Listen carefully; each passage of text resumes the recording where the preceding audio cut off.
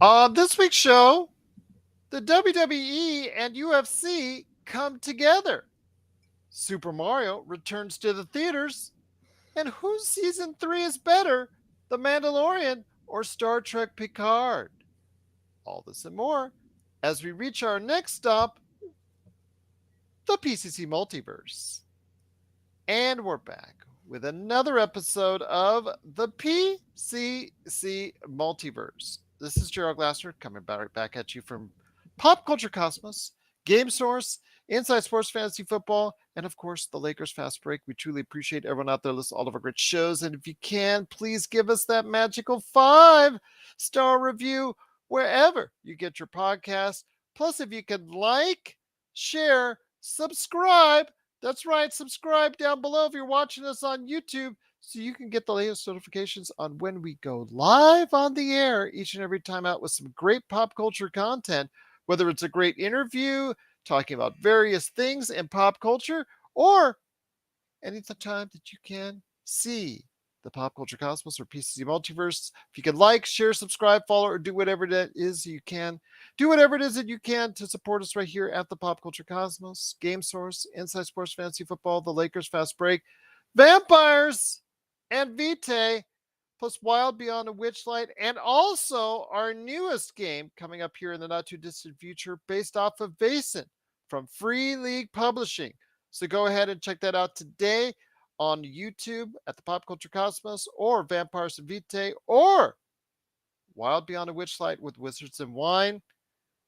But I will tell you what, right now, there's no better place to go for your pop culture entertainment. And if you want the latest news and trends in pop culture, go ahead to popculturecosmos.wordpress.com or Pop Culture Cosmos on Facebook, where we post every single thing that's major that's going down in the pop culture universe each and every day.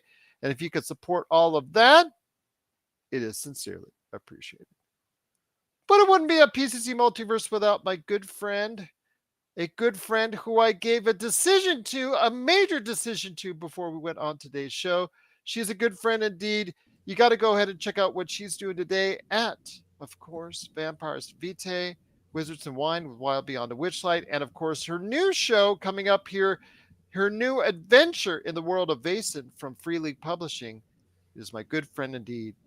It is Melinda Barkhouse Ross. And one of your major life decisions we had to go ahead and talk about before the show was, did you want the background of Super Mario in the new Mario Brothers movie? Or did you want it of Vince McMahon's new look? I mean, the question really boiled down to, do we want to be speaking in front of a hero or do we want to be speaking in front of a very obvious villain? We chose the hero. Okay. You chose the hero. I let you choose. I preferred Vince McMahon simply because it would always provide me humor and laughter, as it did throughout my conversation with John Orlando. And that's coming up here in a little bit from the PBD Yeah. cast. He stopped by to share thoughts on the WWE and UFC merger. We both did. And of course, our WrestleMania 39 thoughts as well from this past weekend, where we thought there was some great highs on Saturday and some tremendous lows on Sunday. So that's coming up here in a little bit. Plus, also as well, Melinda and I are going to be talking about season 3 of The Mandalorian and Star Trek Picard. Which show is better right now? You might be surprised what we have to say.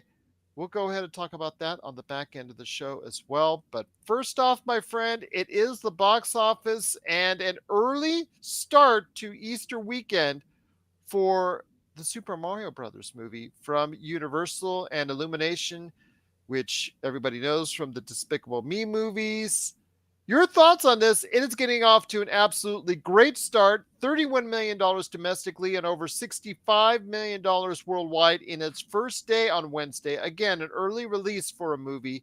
Your thoughts on this? It is projected to now do over $225 million worldwide in its first 5 days, which is just a great sign for, again, video game adaptations, which, again, this is a positive. It's getting positive reviews for the most part, which is good, despite Chris Pratt as Mario and his voice and all the controversies that's therein, Right. said therein. So I haven't seen the movie, so I don't know if his voice really clicks or not. But again, that controversy that came out, despite all that, Movie's getting very positive reviews. Movie is obviously getting a lot of people going to the box office to go see the movie. It looks like it's going to be another big hit for Universal. And again, another big hit finally for Nintendo outside of a console universe. Yeah, and I think that, I mean, I know my small circle of nerds that I have on social media, the ones who have gone in to see the movie, have already said that they were really very impressed with it. So those were some of the early reviews that I saw. So I'm only expecting to see more good things because these were all people who are traditionally speaking very hard to impress. In fact, I think they're impossible to impress. This particular group of people that I'm part of. So just knowing that they've already seen it and they've given it the 2 thumbs up, I think it only bodes well for the movie. It's going to be great. Well, I think it's a great time to go to the box office. I know you've been very Yeah. reluctant to do so, but I just finished seeing Dungeons and Dragons this past weekend. I gave it a thumbs up. I thought it had its flaws, but overall, it's a great spirited movie, and I thought it was a fun time, and I would see it again, especially because the characters such as Chris Pine, Michelle Rodriguez, they all seem to click together, and I'm hoping for a franchise. But then again, it all depends on how it does this weekend and next weekend going forward. That will be the major determination for Paramount if this becomes a series or not, because of how okay it did as far as box office in its first weekend, but it needs to continue to have legs as counter programming. So we'll see what happens there. John Wick 4 is still doing very well at the box office. And of course, that has gotten high marks as well. So, three really good movies. I don't think you think Shazam or anybody out there thinks Shazam is actually doing that well. And I don't think it is going to perform that well against this kind of competition. So, we can pretty much push that aside. But until we get to Renfield in a couple weeks, this is what we got at the box office. And I think right now it's a lot to choose from. Yeah, I think so too. And I was just thinking if Robbie was like, "Okay, we're going to go to the movies this weekend. What do you want to go see?" Um Well, now you've also even got Air, the Nike movie, which again, I yeah. kind of like, all right, but it's getting pretty solid reviews. It is the Ben Affleck, Matt Damon movie that's come out that I think a lot of people are liking as well.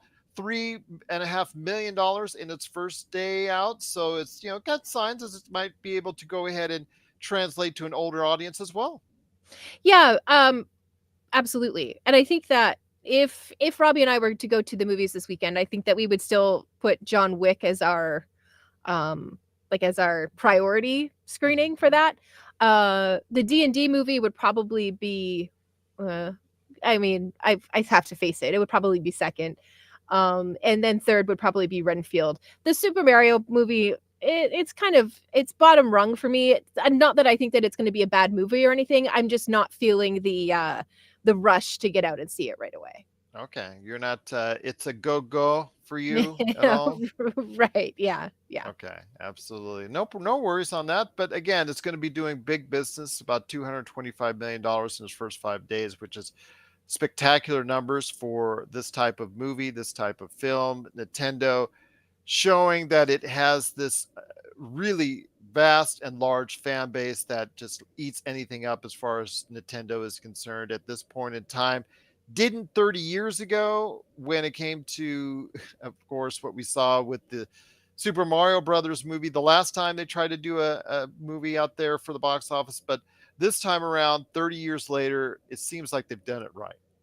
Yeah, it seems like they've hit all the right notes. I think for those Super Mario, Super Mario 2, Super Mario 3 fans, I think that there's lots of nostalgia attached to the movie, obviously, and I think that now that they've been able to play the video games, I imagine with their kids, it's a pretty easy sell for a family night out to get the family out for an evening and go check out a movie.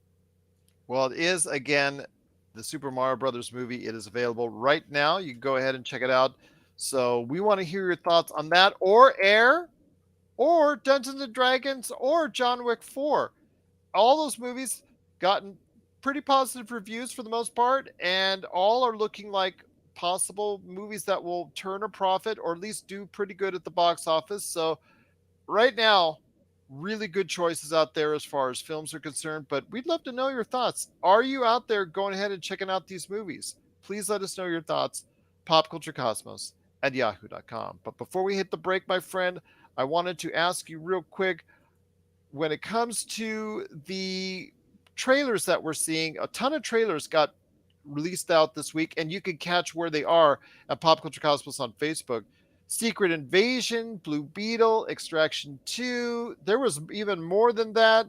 Your thoughts on some of the trailers before we head to the break?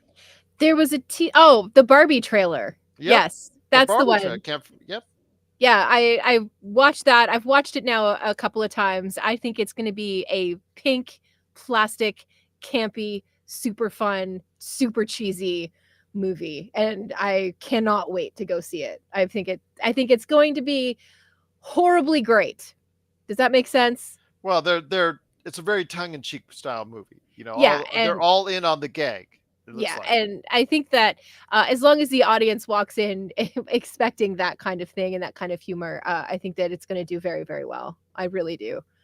I do also want to give a shout out to Blue Beetle, which it was a movie that Warner Brothers thought so highly of. It was going to be a straight to HBO Max movie, but they bumped it up into a theatrical release. It didn't get messed around with as far as in any negative ways, pushed back or anything like that. Really, it's been actually given a nice slot here later this summer. You saw the star, one of the stars of Cobra Kai. He is the guy who finds or gets a hold of the Blue Beetle. That the Blue Beetle, similar to what you see in Venom, takes over his entire body and now becomes like an Iron Man type. It's like if you combine Iron Man and Venom for this type of concept. I think it's really cool what I saw, and I'm really hopeful that the movie will go ahead and shake off any bad vibes from this previous Black Adam Shazam inner feud thing that's going on between them, and obviously the disappointing returns for both of those films. Yeah, for sure. You can make up all kinds of theories about why those films maybe haven't done as well as the theaters. The studios expected them to, but bottom line is if people aren't going out to see the movies for whatever reason, then the movie's just dead in the water, so to speak. Doesn't matter how much promotion or talk the movie gets. If people just don't go to see it, then no money. No money Yeah. indeed. Last thing I do want to mention though is I know again, Extraction 2 trailer on our site, on our Facebook page, Pop Culture Cosmos, Blue Beetle, Secret Invasion, the upcoming Marvel series. You get to see the latest trailer for that as well. But the one trailer that I threw on there that hopefully you will see, and I'll probably repost it, is for Wes Anderson's latest film that's upcoming here in a little bit. That is Asteroid City, starring Tom Hanks. It is the traditional Wes Anderson style of filmmaking, so it does have that offbeat look. Everybody acting aloof. I think aloof is probably the best way I describe Wes Anderson's movies. It's a Yeah. style you either like or you just hate. But I Yeah. like it. I really like it a lot. A lot of his films have really been good. There's so many different films he's made over the years that have really connected with me. I do like that style personally that he represents. It is different and it does make him distinct as a filmmaker. Your thoughts on Asteroid City before we head to the break? Yeah, I mean, Wes Anderson is one of those directors that it's one of his films just by looking at it. The aesthetic and the symmetry of the shots and things like that are always a dead giveaway for his kind of movies. And I very seldomly am let down by one of his movies. But to me, it's a certain mood, and it's definitely a certain place for those movies. I think I might have only seen one of those actually in theater. I'm just trying to think Mm. off the top of my Last one I saw was his head. of Isle of Dogs. Isle of Dogs Yeah, is really good. it was. But there's definitely an aesthetic that he has, and I um usually catch most of them on television. So yeah, that's usually where I catch them as well. So, if it's not a movie that you think you're going to see in theaters, I don't think you're the only person to think that way. But I think that his films absolutely deserve time. And again, you do have to understand that You do need to be in a very, at least I do, have to be in a very specific mood, and have very specific snacks and all of that kind of stuff when I sit down to watch his movies. Specific blanket, I have to be wearing a specific shirt, my hair has to be a specific way. I'm just kidding, but I do find a particular mood helps me enjoy them a bit better.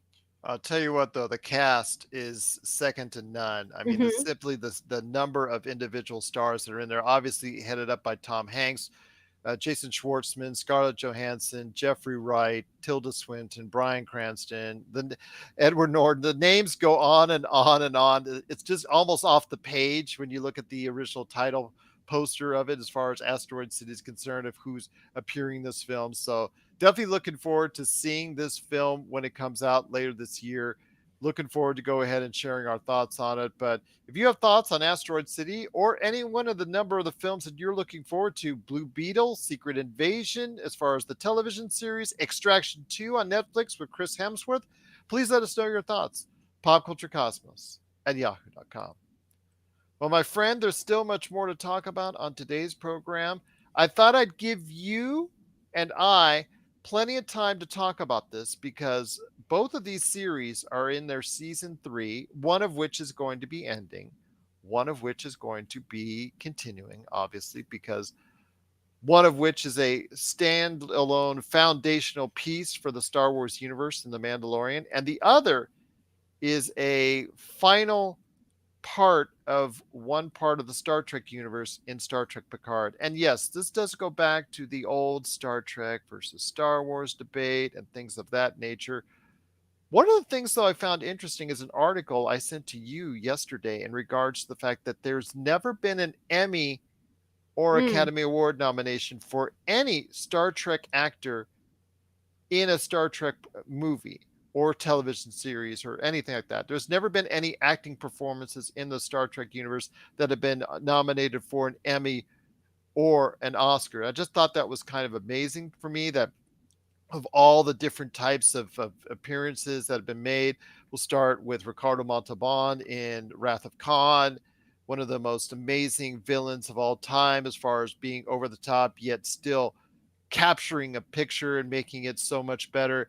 There's so many performances over the years that you could cite. It's, Deep Space Nine, of course, The Next Generation, some great performances there. There's been some great acting over the years in the Star Trek universe that has never been lauded.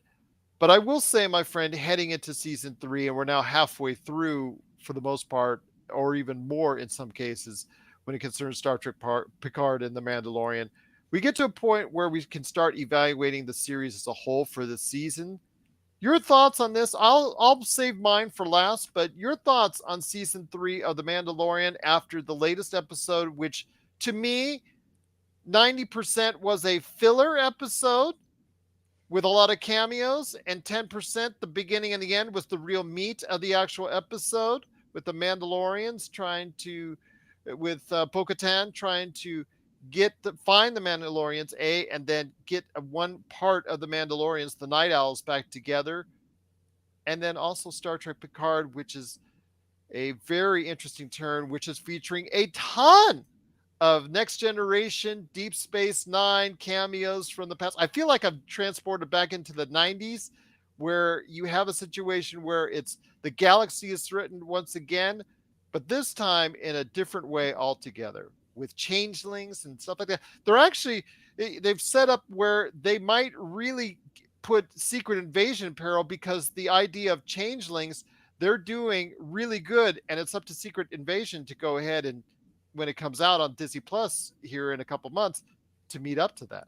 Yeah, and that might be a little bit tough. And I'm going to be honest with you, I'm not completely caught up with Star Trek Picard. I know, and it's because I don't I don't like to sample that show. I like to buffet that show.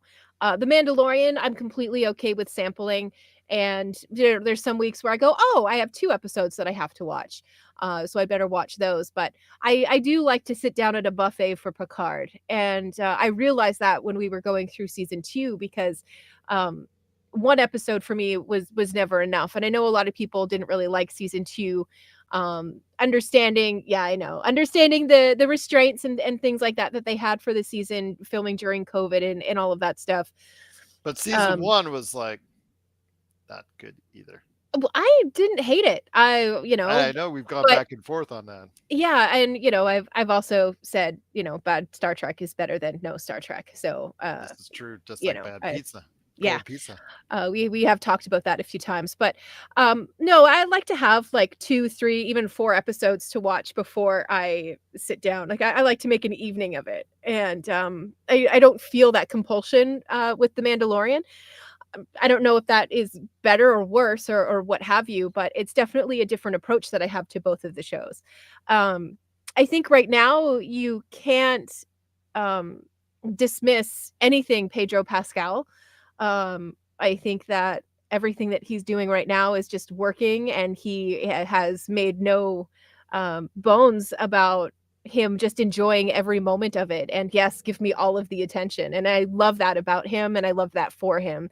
Um, I do think that this season of The Mandalorian has been really good. I'm excited to see Grogu continue with his Mandalorian training. I think that that's interesting. The little chest piece that he got, I thought was Beskar ridiculous. armor. Oh my gosh, it was so stupidly cute and poignant and all of those things that you wanted it to be. I thought it was really great.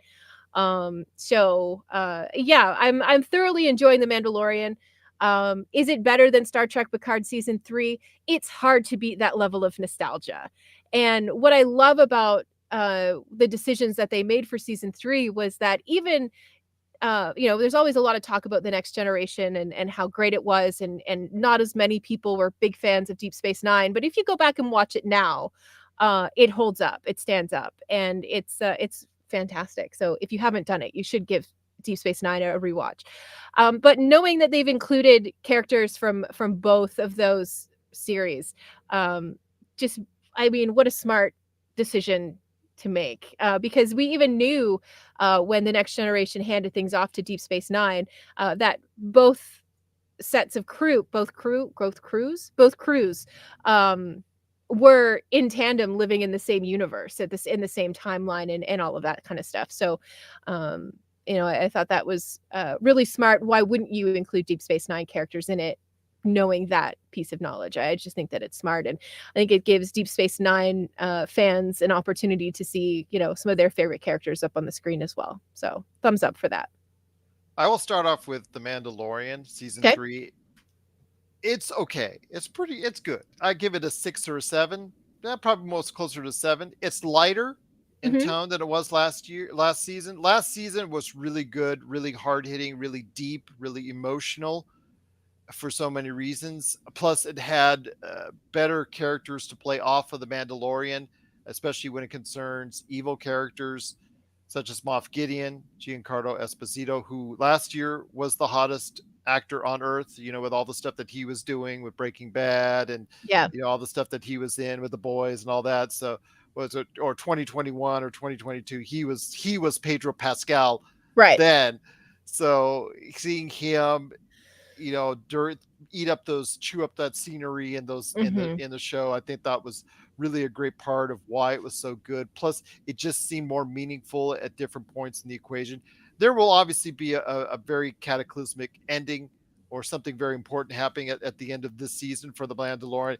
The getting there's been some light episodes, filler episodes. As I mentioned, this previous episode, the Gun for Hire episode, which featured cameos from Lizzo, Jack Black, Christopher Lloyd, which I know a lot of people have issues with. I don't know why. They're just guest stars on a show. My gosh, if they just been some random actors, nobody would have said anything. But I guess a lot of people still take issue with it. And okay, for that, I respect your wishes, but my gosh, it just seems like that, what, it just, they may like the Star Wars universe. They were asked to jump on, and you know what, maybe that's something that they've always wanted to do. So more power to them. I think it's just very uh, self-contained, but there's been a 2 or 3 other episodes that are self-contained.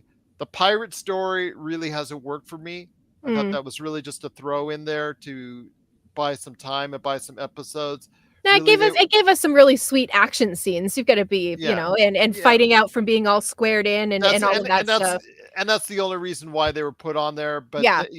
how they have these magical ties to the empire supposedly, that's kind of like you're stretching it a little bit far out as the narrative. And I really think, again, you're not finding the true season long emotional roller coaster that we went through last year, and really quality shows time in and time out, each and every time out last year. Again, it's a little bit lighter and fair, so it's okay for what it is, and I'll leave it at that. But with Star Trek Picard, I have told you how much I have not liked and enjoyed my first two seasons of Star Trek Picard, being lukewarm at best on it. And for the most part, it's actually been on, I think on one of these seasons was on my worst of list, to be quite honest with you. Yeah, I think it was season 2. Yeah, season two. It was really bad. And I should have been maybe a little bit kinder, considering they had some constraints, but everybody had those constraints at their season here. So it's really what you do with it was also what counts as well. But when it comes to season three, season three has been really something special, not only for nostalgia reasons, with all these individuals from the Star Trek Deep Space Nine past, Star Trek Voyager past, Star Trek Mhm. The Next Generation past, all coming together. We're seeing all these great cameos. They are useful. They're not throw-ins. They're meaningful. They mean to the story. They're impactful. It Yeah. still has a character in spoilers, Picard's son. Now, who I still, that's the only flaw to me, is like, why does he have this like super British voice for someone that, Picard is not British? Is he British? Yeah. Is he French? Well, Patrick, he's no, so Patrick Jean Stewart is British. Patrick Stewart is British. Patrick Stewart is British, Yeah, yeah, yeah, yeah, and yeah, yeah. I think when they were doing, and I don't know, for some reason this is coming up on the Rolodex in my brain though, that when they were doing the pilot, the same screen shots that they were doing, or demo shots, or whatever they're called, where they had him with the wig. I Hmm. think they had him try a French accent at the same time, and they were like, Okay. nothing about this is coming across Yeah. as authentic. Is So it okay? So lose okay, the accent, we'll lose the wig. I think it we'll was something along those lines. okay. Please, But Patrick Stewart, of course, is British. I'm yeah, totally brain fan on that. But Patrick Stewart, his son has a, the English accent aside, and they tried to cover that up on the show. Gates McFadden actually said why on the show that he had spent a whole bunch of time early on in school in London. Okay, I'll let you have that. But outside that, the fact, I think, he's done a pretty good job as far as a new character. That new characters that they have on there have done a credible job, and they've been given, what little time they've been given on the show, because a highlight, of course, and the focus is on these standby novelty long-term Star Trek characters that they're trying to build on. But the overarching threat in regards to the changelings and the Dominion, and what it represents, bringing that back, bringing that old story from the past, yeah. bringing that out, dusting that off, was a brilliant stroke that I thought was really smart and really good to go ahead and incorporate that into this season of Star Trek Picard. Again, for me, it's leading to a culmination where it's going to be just as important as the ending of The Mandalorian, but how they got there are two different ways, and I really prefer the way that they've gotten there with Star Trek Picard. Sure. Yeah. No, I am happy to hear that. Very happy to hear that from you, Gerald. Okay. Well, you better be eating that buffet pretty soon of Star Trek Picard and be catching it. But before we head to the break, my friend, and also right after that, my conversation with John Orlando from the PVD cast, I want to ask you this, though. When it comes to Star Trek Picard and The Mandalorian, this is the ending of Star Trek Picard. So they are Yeah. ending out with a bang for the most part. I hope they don't end out with a phaser not working, fizzle, but I'm Mhm. hoping they end out with a big, huge explosion and him saving the galaxy and all that. Your thoughts, though, on where Star Trek can go from here? What can they do to take that momentum? Star Trek Strange New Worlds coming out later this year. Star Trek Discovery has been pushed back to next year for its final season. Star Trek Starfleet Academy has just been given a go by Paramount. So it seems like, even though we still can't get the film universe straight, it seems like the television universe is still very strong indeed. Absolutely. And it's the same thing that we've realized with our podcast versus live stream. We definitely do much better in one than we do in the other. And I think it's perfectly okay if Star Trek only ever was a television show moving forward. I don't the Star Trek movies are, a nice bonus to things, but I still think that it's incomplete. I still feel that they need a $1 billion hit. They deserve a $1 billion hit at some point in time. yeah, but I think that the only way to do that is if you ended a television season on a huge, massive cliffhanger that had all of the Trekkies talking, all of the Trekkers, Trekkies, I can't remember which one is right, but had them all talking, and then a couple of months later, drop the first trailer for a Star Trek movie that would start to answer the questions that were left in the season. I think that might be a way that they could take. Basically, they need to think of it as an episode and just make it like a two-part episode and make a movie out of that. I That's my opinion on that, but I that doesn't seem to be the way that Star Trek is trying to do their movies. They're trying to come up with these, big sweeping concepts, and oftentimes it does do some kind of breakage at somewhere Oh, in the Star Trek Kelvin lore. timeline. Yeah, absolutely. As much as Yeah, I like the Kelvin cast, I really think that's the best yeah, cast yeah. ever, was the Kelvin cast of any Star Trek creation, Hmm. including the original, including Strange New Worlds. I still think the Kelvin class is the best conglomerate Hmm. of characters. The way they get along, the way they interact with each other, the whole 9 yards. I thought that that's the best showcase for a Star Trek presentation. I still think they haven't, outside the original Star Trek movie, they haven't been really given that, the okay, Into Darkness I thought was good but not great, and Right. Star Trek Beyond, the third one, I thought was not that great.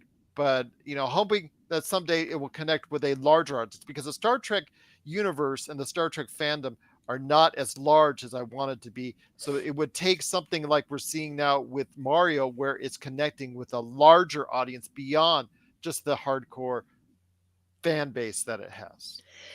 That's true, and I do think that, perhaps, a really great move on the part of Paramount would be to look at things like the, sorry, I'm blanking on the fan movie that was made, and, Paramount has stopped it from being released. You mentioned it Axanar, before on the show. yeah, Axanar, I believe it's called. Apologies if I got that wrong.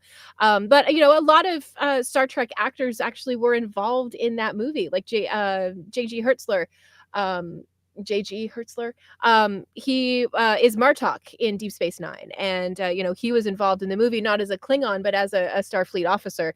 And they're going through like historical tapes, and you get a chance to have a look at some of those little blips that we may have picked up here and there over the years of the Star Trek universe. And it kind of tells the story through all of these flashbacks of these historical tapes and people telling the story, which I thought was really smart and a really interesting way to look at it. But perhaps it's time for Paramount to say, particularly to the people who are involved in Axanar, like we probably enjoy the way and your take on this. Are you interested in coming and working with us and helping us maybe develop a 3 or 4 movie series where we take some of your ideas and we work together and we make everything work into a bit of a broader based Star Trek universe? But I also know the likelihood of that happening is extremely remote. As much as I pull for it personally, the logical part of me tells me that that's never going to happen. But yeah, it's a shame that Star Trek hasn't been able to translate to the big screen as well as it stays on the small screen. And because of that, I think that the priority of putting out new Star Trek movies would be very, very low for me. I think I would do what they're doing, and I would just continue to put out a series and see what sticks. I'm also pulling for Captain Worf. It is a series that Michael Dorn has been shopping around since Star Trek: The Next Generation was pulled off the air. So, I will always be pulling for more Worf. Doesn't matter what era, where he shows up. I love Worf. I thought he was a wonderful character. So, my fingers are crossed that Michael Dorn gets a little sweeten of the pot. Well, what are your thoughts out there on season 3 of Star Trek Picard and the Mandalorian? I agree with with Melinda that what we're seeing with Star Trek Picard is truly not only nostalgic, but actually very well done.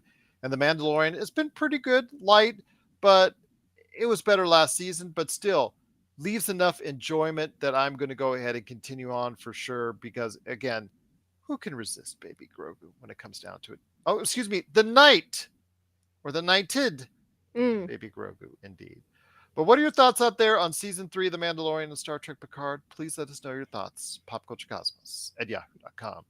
Well, coming up next, it is John Orlando from the PVD Cast sharing his thoughts on WrestleMania 39, the merger between UFC and WWE, and of course, Vince McMahon's new look. We're going to go ahead and share our thoughts on all three, him and I, coming up after the break. This is the PCC Multiverse. And we're back to close out the show's the PCC Multiverse. It's Melinda Barkhouse Ross and me, Gerald Glassford. But before she describes to you what's going on in her world of RPGs, a live action Moana. A live action Moana. Is it too soon for The Rock? He announced it here the other day at the Disney's investors meeting where Bob Iger was telling everybody this and that about Disneyland and Disney World and all the Disney movies and all the stuff that's going on. Disney. But also a video from The Rock was shown talking about a new live action Moana on the way. The movie was made in 2016, I think it was released. Your thoughts on a new Moana coming in a live action format sooner rather than later? No, I loved the movie, and if if the voice actors from the movie are involved in the live action, I'm all for it. But if the only person involved in the live action from the movie is The Rock, then I think we can call a spade and call it a money grab for The Rock. Well, it's his production company producing it, so I know he's working with Disney on it. I will say though that with the young lady involved, as far as in the Moana movie, that would be kind of hard to do now because isn't she a teenager? Yeah, but as Or long as you could age her up, age her character up. absolutely, yeah, you could Yeah, do that. And yeah, there's it's movie magic. There's yeah. ways to work around all of that stuff these days. Okay, fair enough, fair enough. Mm. But I think it's a little too soon. But you know what? With what's going on with Bob Iger's new mindset that he's bringing a little bit more safe money because this is going to be a little bit safer risk, just like The Little Mermaid, which I think will do pretty good numbers, if not big numbers, when it comes to the box office. This is a safe bet because Moana was such a big hit when it came out, and it's still to this day one of the more popular movies on Disney Plus. So I have a feeling that it's going to do well. So it's a safe bet. I know that one of the things he emphasized was he's going to put out more quality and less quantity, which again I still have issues with when it comes to Disney Plus because they don't put out enough. But I can understand his mindset on going with safer, more reliable IPs going forward as far as on a big screen or a large format. I understand that, but with the context of I'm hoping they'll get it done and they'll do it right. Yeah, like I said, that sounds like a lovely idea. And as long as, like I said, more than just The Rock makes it over into the live action movie, then I'm all for it. But otherwise, it just feels like The Rock grabbing a bit more cash. Perhaps Money, that's money, money, money, jaded. money. Yeah, I don't know, but it just seems like that's kind of the Rock's MO right now is to, go in, grab the money and run. And I certainly don't fault him for that. Please don't think that I do.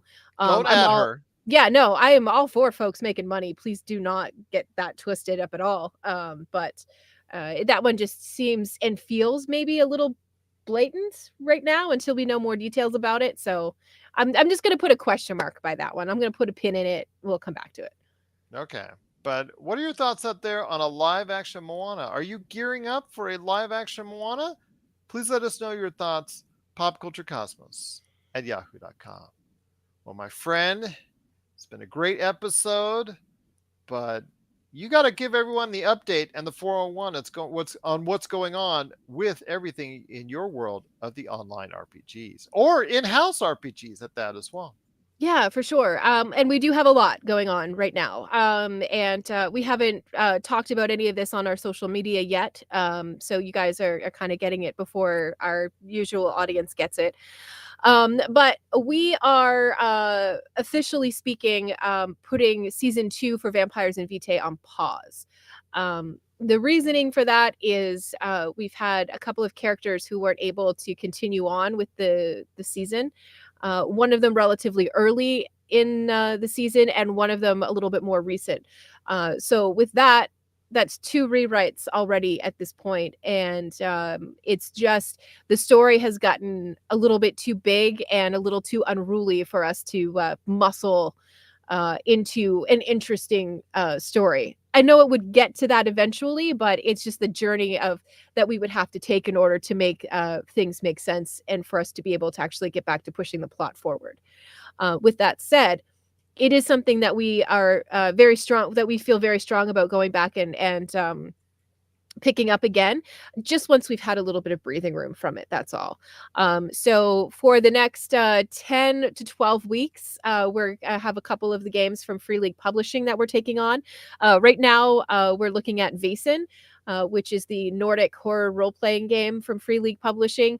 We just did character creation last Sunday. This Sunday, of course, is Easter, so we're going to get actually into the game of Vaesen coming up in 2 weeks.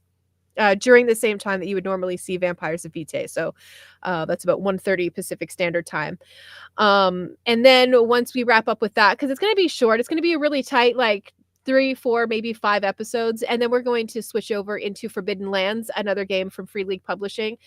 Tyler from Vampires and Vitae is going to run that one for us. We're very much giving Robbie some much needed time away from the storyteller chair at the head of the table and giving him a chance to, crack his knuckles and really dig into some fun character stuff that I know he's been missing. So that's kind of the basically what we're up to right now. Mhm. So we're just asking people to bear with us. I am still working on podcast episodes of season 2. I think that the work that we've done deserves the opportunity to be released. And so I've kind of been working away at that as quickly as I can. When we get to Wizards and Wine, we're also behind on those episodes for no other reason than I've just had a lot on my plate. And we've been working through The Wild Beyond the Witchlight. The Vegas table has decidedly taken a very dark turn in terms of the tone of the story. The Halifax table still very much whimsical, still all attitude for days, but definitely not as dark as what the Vegas table has turned into.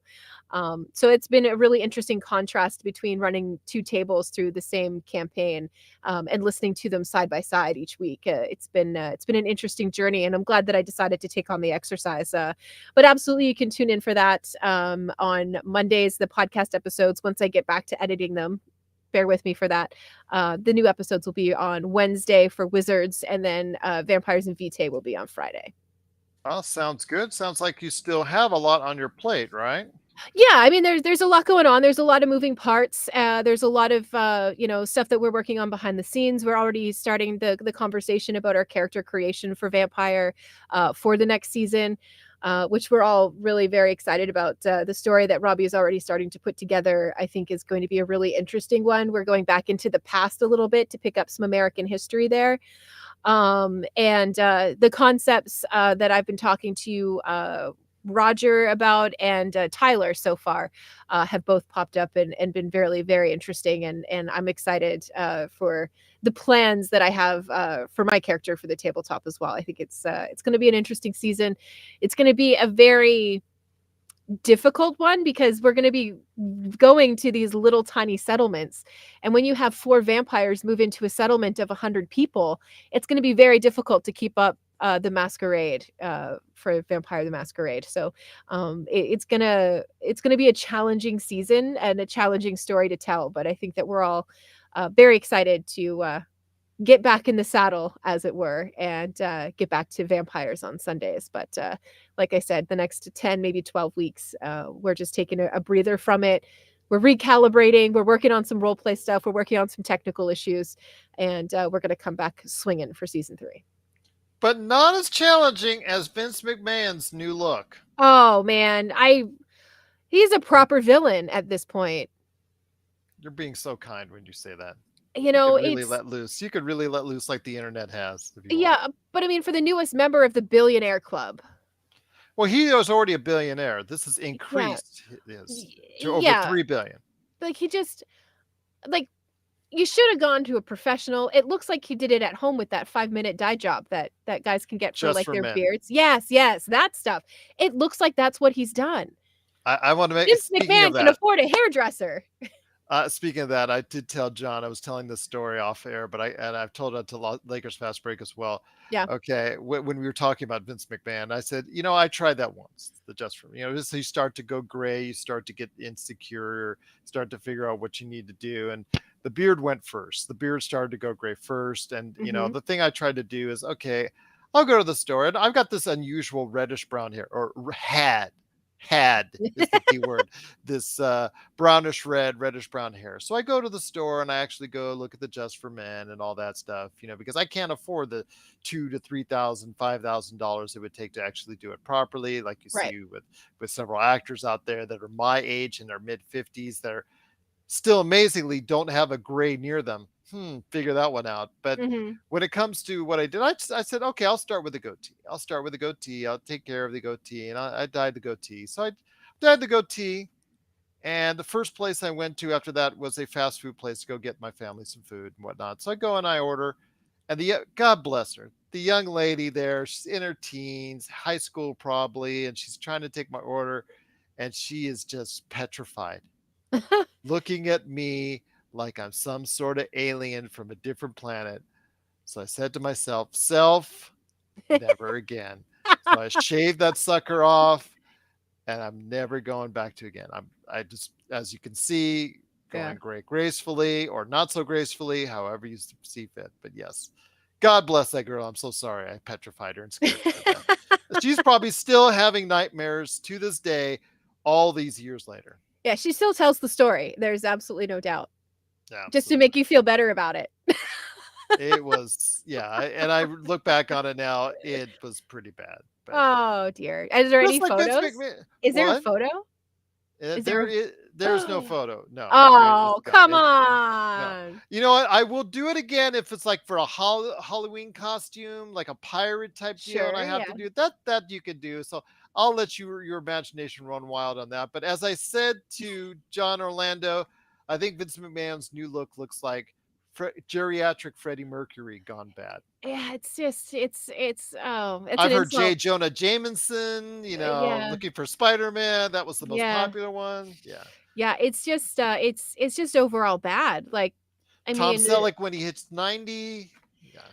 but I mean, even then, I feel like Tom Selleck would find somebody who would do a better job. Like, Yeah, I that's agree. that's the issue. It's not that he's doing it. The issue is that it's not done well. And For a Homeboy has, billionaire. Yeah. yeah, he has the wealth to be able to go in and say $20,000 make me not white. Give 3 me billion he has, 3 billion he should spend on hair color. like, honestly, I just come on, my guy. Just for men it's below what you're capable of. So, It's bad enough that he's back in the saddle as yeesh. executive chair. He's back in like nothing ever went wrong, like all those scandals meant nothing. He's back, as the main creative force in WWE. They could tell you what they want, but he is the main creative force in WWE once again, which is to the detriment, I think, of the organization. But it's so hard to go ahead and take him seriously. If I'm working there in the WWE right now and he wants to go ahead and do something or he's planning to do something, and you're looking at him going like, really? Really? I mean, also though, correct me if I'm wrong, but anytime he has appeared on WWE Raw or whatever, any of the shows that they do, he's always kind of played the heel, right? Well, he wasn't a heel to start off with. He was just an announcer because it was his dad's company 7 Right. years ago. His dad started it, and he was brought on as an announcer. If you Yeah. see the old footage from the days of the 70s and the early 80s, Mhm. he was just an announcer. Then he took over. Right. He outmaneuvered his dad and took over the company, and that's when he started the expansion as far as going into the territories. He started breaking down the territories, started buying up territories, started, going into those other territories and closing them down because he was just so much more popular with Hulk Hogan and things of that Mhm. nature. When he went totally national and started taking over that scene in the 1980s and really changed the professional wrestling industry for good. And I'll just say that there's been a lot of good things he's done for professional wrestling and a lot of bad. And right now, it's great for his pocketbook, but it's bad for us as far as a product going forward, I think. And that's just my personal opinion. So Yeah, I mean, we'll see what that's fair. happens. Yeah. I feel like that's a fair assessment, really. Yeah. All right, I had to get that off my chest. I had to get Okay. it off. Yes, okay. We're I can both doing relate to some. that. It's fine. Yes, we're both doing some venting. Me for all different reasons, but yes, that's so Mhm. much the world of us for us, right here at the Pop Culture Cosmos. What we like and what we don't like about the world of pop culture. So, from Melinda Barkhouse Ross, this is Gerald Glassford. It's another beautiful day in paradise right here in the PCC Multiverse. We thank you so much for watching and listening. And here's hoping you have yourself a great